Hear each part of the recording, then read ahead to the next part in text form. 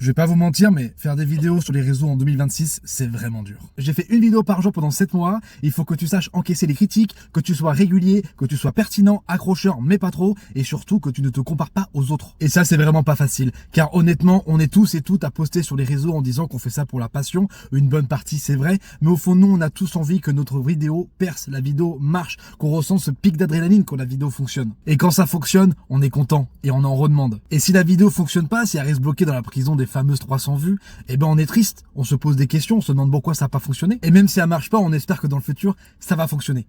Mais quoi qu'il arrive, il faut toujours penser à l'idée, il faut monter la vidéo, il faut la tourner, il faut mettre des effets pour que ce soit un peu joli, pour capter l'attention des gens qui écoutent la vidéo. Et faire ça, c'est du temps, de l'investissement, de l'énergie. Et quand tu fais 300 vues, on va pas se mentir, ça casse les couilles. Mais ça, c'est dans un monde où tu te compares pas à tes concurrents.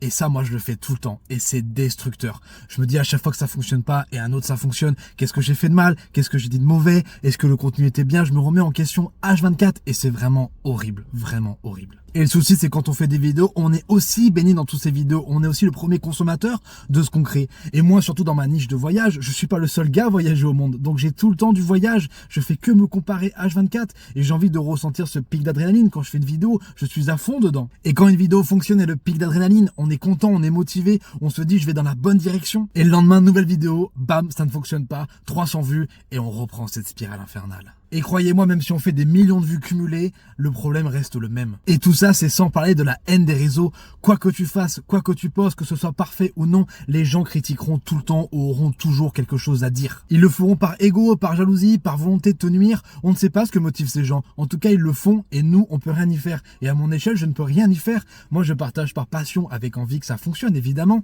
Moi aussi, je fais des erreurs. Je suis pas parfait, personne n'est parfait. Mais ma plus grande erreur, c'est de lire tous les commentaires et de vouloir répondre à tout le monde. Parce que c'est important pour moi que tout le monde ait sa réponse. Moi, quand j'ai commencé les réseaux, personne ne me répondait quand je mettais un commentaire. C'est important pour moi de répondre à ces commentaires. Mais quand je lis tout, les gens ne se rendent pas compte de la puissance des mots.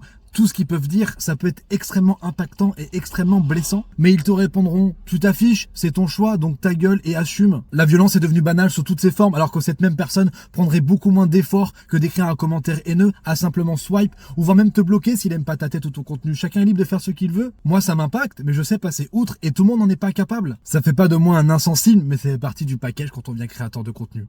En tout cas, tout ça pour te dire que il faut absolument être conscient de ça avant de lancer ta propre chaîne à toi. Tout n'est pas rose et ça peut t'impacter énormément, mais ça peut évidemment être une possibilité d'opportunité, de rencontre, voire même de rémunération pour les meilleurs d'entre nous. C'est une façon de créer quelque chose de plus grand que nous, autour de nous, ou de quelque chose, mais c'est pas simple. Il faut être putain de fort pour affronter les réseaux et certains le sont plus que d'autres. Les réseaux, c'est pas pour tout le monde, mais pour ceux qui tiennent, c'est là que tout commence.